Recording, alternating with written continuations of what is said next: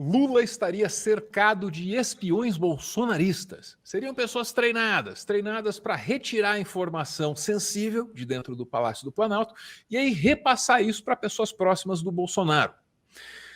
Tem quem diga que isso está acontecendo nesse exato momento, e quem diz isso? São aliados do Bolsonaro, rapaz.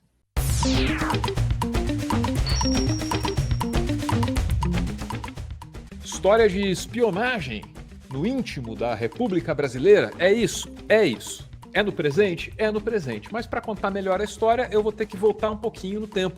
A fatídica reunião ministerial, que foi exposta para o Brasil inteiro porque o Bolsonaro deu de brigar lá com o Sérgio Moro. Naquela reunião, o Bolsonaro falou uma coisa que passou batida. Ele tinha um sistema particular de informações, porque o oficial não funcionava. Então ele tinha um paralelo. Bicho, quando você pensa nas instituições, na maneira como elas devem interagir, trabalhar em conjunto, e fica imaginando esses caras fazendo tudo em paralelo, né? Sistema de informações paralelo, as reuniões presidenciais também todas em paralelo, na agenda oficial não tinha nada, temerário, isso não é a lembrança aí da reunião antes. Só para você entrar no clima do que eu vou te contar já já. Tinha aquela reunião da... Oi, amigo? Teve a reunião da Nice, né? Do pessoal do gabinete lá do ódio. Teve uns gabinetes paralelos que discutiam vacina. Tinha muita reunião não oficial. Se a gente for lembrar. Não só do presidente, Anderson. Muito bem lembrado. Muito bem lembrado. Tinha muita reunião paralela. Muito Foi assim bem que lembrado. a gente descobriu o ouro através do pedido do pastor, com reunião paralela.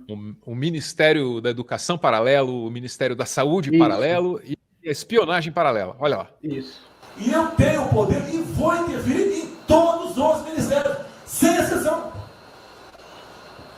Nos bancos eu falo com o Paulo Guedes, se tiver que interferir. Nunca tive problema, zero problema com o Paulo Guedes. Agora os demais, eu não posso ser surpreendido com notícias. Eu tenho a PF que não me dá informações. Eu tenho as inteligências das Forças Armadas que não têm informações. A BIM tem seus problemas, tem algumas informações. Só não tenho mais porque está faltando, realmente, temos problemas, aparelhamento, etc. Mas a gente não pode ver essa informação. Quem é que nunca ficou atrás da porta ouvindo que seu filho ou sua filha está comentando? E me desculpe, o serviço de informações nosso, todos, é uma vergonha, que eu não sou informado. E não dá para trabalhar assim, fica difícil. Por isso, vou interferir. E ponto final, pô. Senhor de informações, o meu funciona. Refrescou a memória? Olha lá, ó. É isso aqui que importa, ó. Senhor de informações, o meu funciona. Sistema de informações, o meu funciona, após dizer que a estrutura oficial é porcaria. Foi a palavra que ele usou. Agora, o meu particular funciona, é o que ele disse ali. Para que funciona? É interessante isso, porque ele revela as próprias intenções. Para que o sistema de informações particular e paralelo do Bolsonaro era usado? Olha lá. O meu particular funciona. Os que tem oficialmente desinformam. E voltando ao termo, eu prefiro não ter informação do que ser desinformado precisando de informações que não tem. Mas é putaria o tempo todo para me atingir mexendo com a minha família. É porque estavam fazendo putaria para atingir a família dele. Então, esse é todo o ponto. Para não deixar alguém ferrar a família dele, assim, justamente, sem mais, sem menos, ele precisa ter o esculacho que é um sistema paralelo de informação no Brasil. Né? E aí, meu amigo Anderson, você para pensar comigo, você conclui o seguinte: bom, as estruturas oficiais, institucionais, elas seguem o andar da carruagem. Elas funcionam como um relógio dentro dessa república.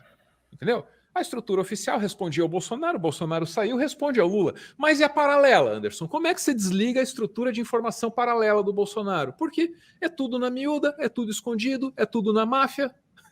Entendeu? Como é que desliga isso? Não desliga, não desliga. Continua funcionando. O Bolsonaro continua tendo esse sistema de informação paralelo funcionando. Olha lá, ó. Temos infiltrados no Planalto, diz aliado de Bolsonaro. Jair Bolsonaro tem infiltrados dentro do Planalto e também do Alvorada. Quer dizer, tem gente do Bolsonaro no trabalho e também na casa que mora o presidente atual da República. Quem garante isso é um importante aliado do ex-presidente, que também está filiado lá ao PL. Segundo esse aliado, a oposição vem recebendo informações sigilosas, incluindo documentos em primeira mão. Aí eu quero trazer uma coincidência também desse dia 19 de abril. Antes, vamos ler aqui o texto que eu estou trazendo e informar de onde vem, né? Essas informações são do Daniel César, colunista do IG, já adiantou outras coisas, então pode dar crédito. Olha lá. De acordo com o parlamentar, o cara conversou lá com a coluna do Daniel, né? O objetivo foi ter bolsonaristas no núcleo íntimo do governo do Lula. Para quê? Para vazar documento sigiloso, para vazar a estratégia do governo e para antecipar o que é que os ministros do Lula vão fazer e vão dizer. Olha as aspas. São funcionários de carreira, de várias patentes, que continuam lá dentro, disse o deputado. Você não notou como os documentos do Ministério da Justiça vazaram rápido no 8 de janeiro? Ministério da Justiça. Ministério da Justiça.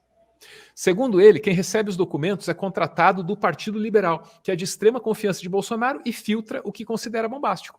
A partir daí, alguns casos são enviados ao próprio ex-presidente e outros para parlamentares de oposição agirem. Há também documentos antecipados para alguns veículos de comunicação.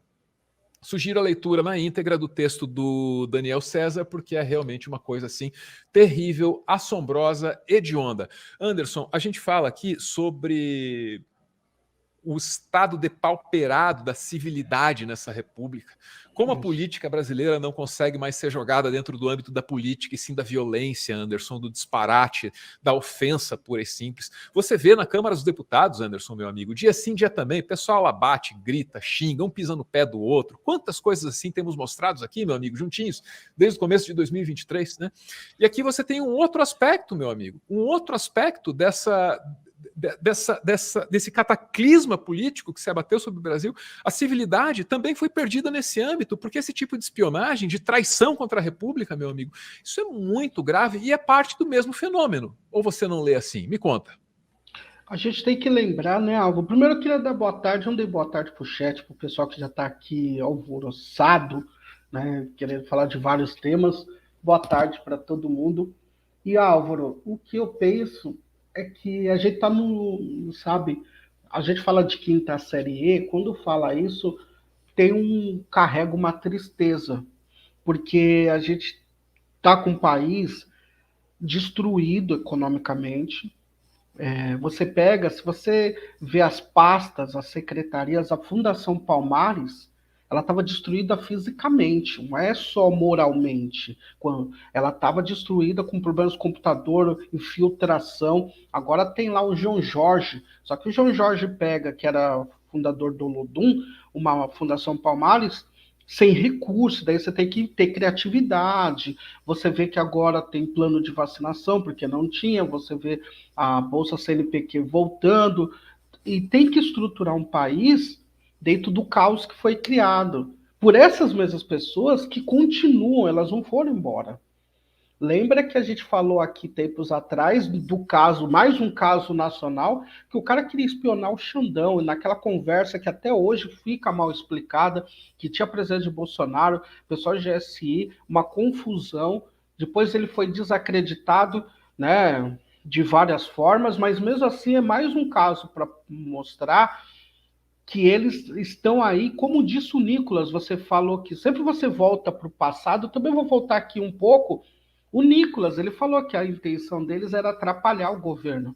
Mas eu sempre falo isso, eu sempre imagino que atrapalhar o governo é no debate, na ideia de você ir lá e falar, ó, eu quero fazer, o Lula fala, ó, a gente vai fazer um projeto de Minha Casa Minha Vida, e a oposição fala, não, a gente viu aqui, fez as contas e não concordamos. Daí é debate de ideias, mas não é disso que essa gente está falando. É outra coisa, é um outro lugar. E esse outro lugar é isso que a gente está vendo. Lembra, eu lembro que teve uma matéria, que não sei se você lembra, Álvaro, que disse quantos militares ainda estavam meio que escondidos dentro do governo, que não se mostrava para não perder ali. Pode ser também essas pessoas que estão contribuindo para vazar informação.